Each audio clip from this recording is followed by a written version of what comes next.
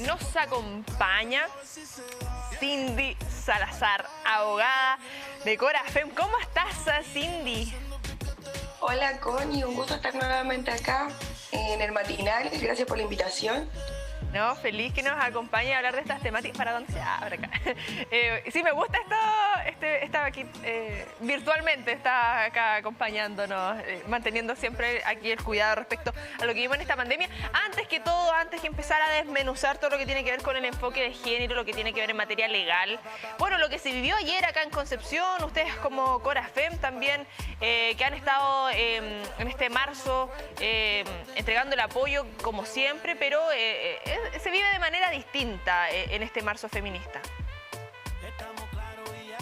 Claro, vimos una jornada con bastante energía, a pesar de la lluvia, ¿cierto? Sí. Propia de Tropiconce, pero llena de energía, de este espíritu que también nos lleva a marchar todos los 8M, que es también con esta consigna. Nosotros nos alzamos por diferentes causas, y cada una de las personas, de las organizaciones, de los grupos que estaba ayer, justamente llevaba y alzaba su bandera por las diferentes causas que nos unen como mujeres, como feministas, como grupo organizado de este país, levantando nuestras demandas. Totalmente, nosotros hemos ido hablando de que hemos ido avanzando en ciertas materias, pero aún queda. Lo que significa empezar a ver todos estos cambios, el enfoque de género. Nosotros lo estuvimos hablando hace un par de semanitas respecto a lo que se viene con la convención, pero aún hay leyes, aún se discrimina por ser mujer. Sabemos que lo que pasó en temáticas de salud, que hubo este cambio con las ISAPRES, que era una cosa, el castigo por estar en edad fértil. Lo que se viene también en esa materia, lo que es necesario ir cambiando en este enfoque de género, y algo que hablaba anteriormente con Karen respecto que cómo va avanzando la sociedad y cómo van avanzando las leyes. Tratar de llegar a ese equilibrio y que se vaya actualizando lo que estamos viviendo. Y efectivamente, sabes que ayer justamente estuvimos en una charla en Santa Juana con un grupo de mujeres funcionarias públicas allá, y veíamos cuáles van a ser nuestros desafíos a propósito también de la función pública que tendremos para presentar cómo vamos construyendo en el fondo de alguna manera esto que llamamos la transversalización del género. Es cómo nosotros, de la perspectiva de género, cómo nosotras vamos a tener que estar atentas a que cada órgano del Estado, a que cada derecho social, tú hablabas de la salud, se vea también desde la clave feminista, que es, nosotras siempre dábamos el ejemplo de cómo cuando el Estado, ¿cierto?, no se hace cargo de un derecho como el derecho a la salud, siempre en mayor medida va a ser una mujer la que se hace cargo de ese derecho. Por ejemplo, si hay una persona enferma dentro de nuestra familia y requiere de cuidados y requiere de que una persona integrante de esta familia tenga que dejar de trabajar o disminuir sus horas de trabajo, principalmente va a ser una mujer. De hecho, eso es lo que se vive cotidianamente, la que va a dejar de hacer su vida, su proyecto de vida, va a trabajar en menos medida, va a recibir menos remuneración y se va a dedicar al cuidado de esta persona que requiere estos cuidados y que requiere de un cuidado especial por su salud. Entonces, cuando el Estado abandona un derecho social, cuando nosotros no miramos este derecho social desde una perspectiva, un enfoque de género, abandonamos y dejamos al arbitrio a la mujer. Las mujeres que en el fondo hoy día cargan con las labores domésticas, que per se también están a cargo de labores de cuidado, y sí, cuando pasan este tipo de situaciones también lo hacen. Es más, el círculo es bastante grande porque hay enfermedades, la salud mental en general de una persona que se dedica a los cuidados, hay enfermedades propias de los cuidadores y las cuidadoras. Entonces el círculo es bastante grande, es bastante amplio, y así cada una de las cosas que van mirándose de esta perspectiva, de este enfoque de género, pueden tener un montón de consecuencias, ¿cierto? El abanico es grande. Lo que tiene que ver con la seguridad social también, a propósito de mujeres que han dejado de trabajar o han trabajado en menor medida. Cindy, cuando hablamos de justicia feminista, y quizás para algunas puede ser esto demasiado repetitivo, pero es necesario repetirlo las veces que sea necesario, porque sigue generando como incomodidad cuando se habla de esto, porque se malinterpreta, se malentiende lo que significa esto. Y bueno, tú, abogada, me gustaría que me lo explicaras, a quienes nos están viendo, lo que significa, y lo que muchas veces es como, ay, no, es que no, la palabra molesta en sí, pero la palabra lo que busca es igualdad, no es poner a la mujer sobre el hombre. Y me gustaría que tú lo explicaras también respecto a eso, lo que significa una justicia feminista. Sí, bueno, la verdad es que el feminismo ha incomodado desde tiempos remotos. Dicen que si el feminismo no incomoda, no es feminismo. Nosotros tenemos una historia, ¿cierto?, de lucha a propósito de la reivindicación de derechos. Recordemos a Olympe de Gouges, que en el momento saca la declaración de la mujer y la ciudadana en plena Revolución Francesa, diciendo aquí la libertad, la igualdad, la fraternidad, sí, hoy día está declarada para los hombres y no para nosotras. Sí. Entonces, en general, el feminismo sí incomoda, sí irrumpe en ciertos espacios, pero lo que nosotras buscamos a través de esta justicia feminista, cuando hablamos del enfoque de género, es justamente de que nos libremos de esos estereotipos, de esos sesgos, que son constructos sociales y que en el fondo la justicia, por mucho que sea un poder del Estado, por mucho de que los jueces y juezas estén investidos de ciertas calidades, no están libres de tener estos sesgos, de tener estos estereotipos, de cargar con los constructos sociales que tenemos todas las personas. Entonces, cuando nosotros queremos una justicia feminista, justamente queremos una justicia que logre esa igualdad sustantiva, que en el fondo no se transforme en una igualdad escrita solamente en que hombres y mujeres somos iguales, sino de que logremos a través de esta igualdad real, material, que llegue a las mujeres realmente, que llegue a las poblaciones, que logremos realmente una verdadera justicia. Y eso yo creo de que es necesario que vayamos instruyéndonos.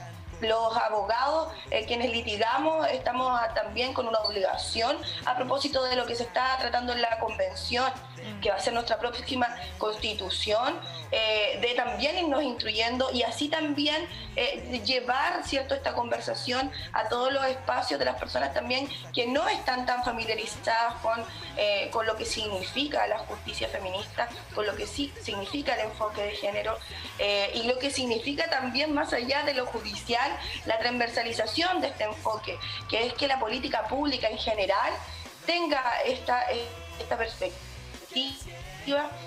que logre en el fondo llegar a las mujeres también.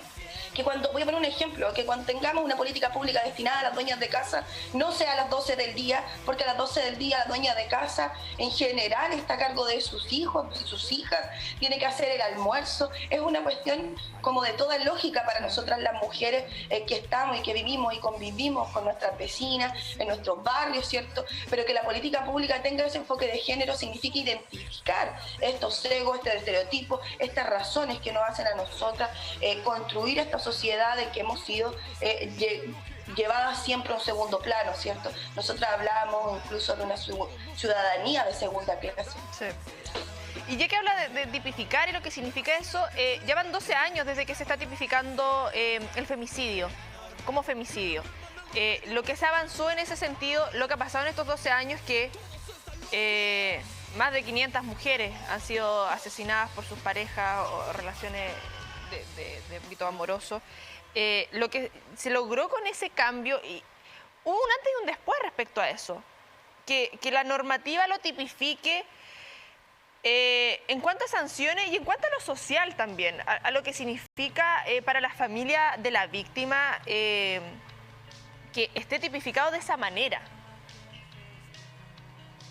Sí, o sea, bueno, detrás también del femicidio como tipo jurídico, como delito en el fondo, también hay toda una cuestión de simbolismo, de qué es lo que significa identificar este delito, ¿cierto? Yo creo que faltaba mucho, de hecho el delito estaba enfocado solamente a el tema como del conviviente, ¿cierto? Sí. De los lazos del familiares, sin embargo, ¿perdón? Como del vínculo de pareja más que el hecho de que un hombre mate a una mujer por ser mujer, sino si es que hay un vínculo como de pareja. Exacto, exacto. Lo que deja de lado también o invisibiliza nuevamente, sí, ¿cierto? Estos delitos en razón de odio, como lo son los asesinatos a personas lesbianas, por razón de su género también. En el fondo existe también mucho trabajo de por medio para lograr ir trabajando la tipografía y cómo vamos también transmitiendo la necesidad de visibilizar estos problemas, estas problemáticas que en el fondo existen en el derecho penal mucho y existen en realidad en varios pasajes de nuestro ordenamiento jurídico. O sea, es necesario recordar que nuestro ordenamiento jurídico está redactado, creado desde un androcentrismo importante y es necesario ir revisando esa normativa. Nosotros que creemos que la igualdad ante la ley por lo menos tiene que lograr ser que nuestro ordenamiento jurídico esté enfocado desde esa igualdad. Bueno, nosotros tenemos normativas aún que le dan, por ejemplo, en derecho de familia, la administración de la sociedad conyugal solamente al hombre, sí, no pudiendo aún ser administradora de la sociedad conyugal. Esas son desigualdades que son legales. O sea, esa normativa debería ser inconstitucional, sin embargo la tenemos ahí, es patente, y por mucho que nosotros queramos que el derecho permea nuestra realidad, ¿cierto?, nuestra materialidad, hoy día tenemos normativas que no son desiguales. Por lo tanto, hay mucho que avanzar también, a pesar de que vamos avanzando como la humanidad misma, pero el paso es lento, tenemos muchas discusiones más que dar.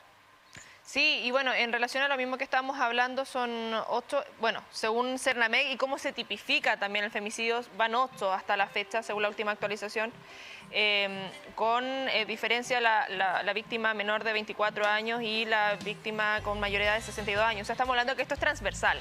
Acá no se habla de a lo mejor un grupo etario, de alguna generación. Este tipo de violencia, este tipo de machismo es transversal. Y son 24 las víctimas que pudieron, que fueron femicidios frustrados. Según estas cifras oficiales, según esta tipificación que hablamos, sabemos que hay otras cifras respecto a otras organizaciones y eso es lo que igual se busca, generar algo más transversal respecto a lo que significa esto y no sea por solo un vínculo amoroso, que si tu pareja, si tu pololo, etcétera. Lo que pasa en esa materia, y claro, generalmente se lleva todo a ese tema porque es la máxima expresión del machismo y lo más violento que podemos llegar. Pero como tú señalas, están todas estas normativas, todas estas leyes que son chiquititas. Y cuando hablamos de micromachismo, que a mí en lo personal no me gusta hablar del micromachismo, porque machismo es machismo. Pero uno entiende que, claro, son en otros niveles, no es lo respecto, por ejemplo, a llegar a quitar la vida de una mujer. Lo que tú señalabas respecto, me acordaba de una normativa, ahí yo no tengo idea de números, pero esta cantidad de días que hay que esperar de una mujer al momento de querer casarse de nuevo. Y que al hombre no se le exige. Que son cosas que uno dice, claro, se entiende que es porque podría estar embarazada, pero hay examen actualmente, estamos hablando acá de cosas que hay avances. Y a eso yo quería llegar en ese sentido, Cindy, cuando te señalaba al inicio de cómo va avanzando la humanidad, la sociedad y cómo van avanzando las leyes. Claro. Es importante cómo va avanzando la normativa porque nos da luces de que realmente toda la lucha, todas las cosas que ponemos en la mesa, todas esas incomodidades que decíamos delante que causan estos temas, bueno, van teniendo frutos y vamos encontrándonos con temas que antes eran completamente vetados. Nosotras todavía tenemos mucha, sobre todo en derecho penal también tenemos harta normativa que tiene problemas de sesgo, de estereotipos. Nosotras vemos con particular atención el avance que ha dado la Convención en darle esta calidad de principio a la perspectiva y el enfoque de género en los sistemas de justicia. Esperamos que sea así también y ha dado luces de lo que vendrá también todo el sistema de gobierno también, que es importante, cómo podemos irlo viendo para que finalmente la política pública también tenga este enfoque y vaya avanzando. El avance de que que dio, la señal que dio la convención respecto al enfoque de género como principio, yo creo que es significativo, que hoy día nos da bastante esperanza de cómo vamos a ir avanzando respecto también de lo que decíamos de cómo se permea en todo el sistema público, y que finalmente sean las mujeres en sus poblaciones, ¿cierto? En su casa, quienes vean cómo llega esta política pública a sus hogares, cómo nos cambia finalmente esta forma de ver el sistema de justicia para las mujeres tiende a ser un asunto bastante hostil, bastante difícil. Ya con todo el tema técnico era difícil, con el resultado sigue siendo difícil, para ir a denunciar sigue siendo difícil. Entonces, hoy día hay una lucecita de esperanza para estas mujeres que han visto en el fondo en el Poder Judicial actualmente una traba más que un apoyo en bastantes circunstancias, que más encima son difíciles per se, son difíciles desde los hechos mismos. Entonces, cuando uno busca y llega al sistema, al Poder Judicial, al sistema de justicia, llega con una esperanza de encontrar finalmente esa justicia que no la vemos, no es palpable aún en muchos casos. Sí, Cindy, nos encontramos con Cindy Salazar, abogada de Corafem, lo que significa también y lo que hacen ustedes como grupo de abogadas entregando estas asesorías jurídicas. Tengo entendido que el fin de semana pasado ustedes realizaron también orientación jurídica de manera gratuita, y dentro de la experiencia y lo que ustedes han vivido y de las consultas que constantemente llegan, ¿cómo se va dando también esa situación, la consulta o las preguntas más recurrentes en este ámbito? ¿Dónde están esas falencias también como sociedad nosotros de generar ese apoyo a las víctimas, a las mujeres que están en ese momento de desconocimiento? Muchas veces, como tú señalas, son tan técnicos y se ve algo tan alejado y se necesita ir acercando, y bueno, y para eso también sirven estas conversaciones, para ir acercando estas temáticas que a veces son un poquito densas, que uno no tiene por qué saberlo muchas veces dentro del ámbito de la vida, no estudió leyes y quedan ahí esas dudas. ¿Cuáles son las mayores interrogantes que le llegaron en particular este fin de semana y en general a ustedes como Corafem? Y en general siempre la mayoría de las consultas que nos llegan como corporación tienen que ver con temas de familia y con temas lamentablemente, de violencia intrafamiliar, de maltrato habitual, que son temas penales. También ha habido un grupo que es significativo, que tiene que ver con violencia sexual, que es súper importante porque el tratamiento respecto de violencia sexual es un tratamiento que es delicado, que tiene que ver con cómo tenemos también una primera acogida, ¿cierto? Que es donde yo creo de que falla el sistema. El sistema, la primera entrada al sistema justamente es la denuncia, una vez que han traspasado barreras enormes para poder hacerlo, y cuando llegamos a esa instancia nos encontramos con barreras institucionales que pensamos que es lo primero que deberíamos haber sorteado. Y esto no ha ido, siempre nos va sucediendo, no ha menguado durante este tiempo, y realmente es preocupante porque finalmente nosotras instamos a la denuncia, instamos a que visibilicemos estos problemas que se encuentran como sociedad en general, que tienen que ver con temas de abusos, de acoso, tanto así que las mujeres dicen, ya, ¿para qué voy a denunciar si finalmente no tenemos esa acogida que requerimos en ese momento? Por lo tanto, yo creo de que una de las falencias importantes que tiene el sistema es justamente en esta primera llegada, en cómo abordamos temas de delito sexual, en instruirnos en qué significa para una mujer llegar a denunciar. Y también no prejuzgamiento, porque justamente cuando nos encontramos con estas personas nos cuentan, ¿cierto?, cuál ha sido la dificultad, y la primera que vemos es cómo se sienten juzgadas al momento de denunciar. Entonces es importante cómo vamos nosotras palpando, tomando un poco el termómetro de lo que se vive la cotidianidad por mujeres que han sido vulneradas de distintos aspectos. Nosotros hemos recibido muchas denuncias de parte de Derecho de Familia, que son denuncias que son abordables del tema aún como pensiones de alimento, que muchas veces tiene que ver con violencia económica, que viven constantemente las mujeres, con violencia vicaria también, y constantemente vemos ese tipo de causas, pero que llegan en el fondo dentro del proceso a visibilizarse estos problemas y finalmente a concretarse una sentencia por lo menos que cubre esta problemática, ¿cierto? Cuando hablamos de delitos sexuales, yo creo de que hay un interés particular en estos delitos que no han logrado tener la relevancia que tiene, es tan importante que no ha logrado tener este enfoque, ¿cierto?, que necesitamos en esos delitos. Delitos de carácter sexual hoy día han sido de especial preocupación para nosotras y creo de que debería abordarse desde ese punto de la urgencia que significa abordar el tema. Absolutamente, Cindy Salazar, agradecerte que nos hayas acompañado durante esta mañana aclarando estas temáticas y haciendo la invitación también a que la sigan a través de las plataformas digitales de Corafem, ahí las redes de contacto, todas las coordenadas para poder, ahí si es que se requiere algún tipo de asesoramiento en esta materia legal. Muchas gracias, Connie, muchas gracias por la invitación nuevamente del matinal. Esperamos contribuir de alguna manera a la visibilización de estas temáticas que son tan importantes, ¿cierto?, para ir familiarizando. Totalmente, que tengas un excelente día. Temáticas que nos preocupan, que nos ocupan acá como canal de televisión de la Universidad de Concepción, constantemente lo estamos abordando y por supuesto no podíamos dejar pasar también estas fechas conmemorativas como este 8 de marzo, Día Internacional de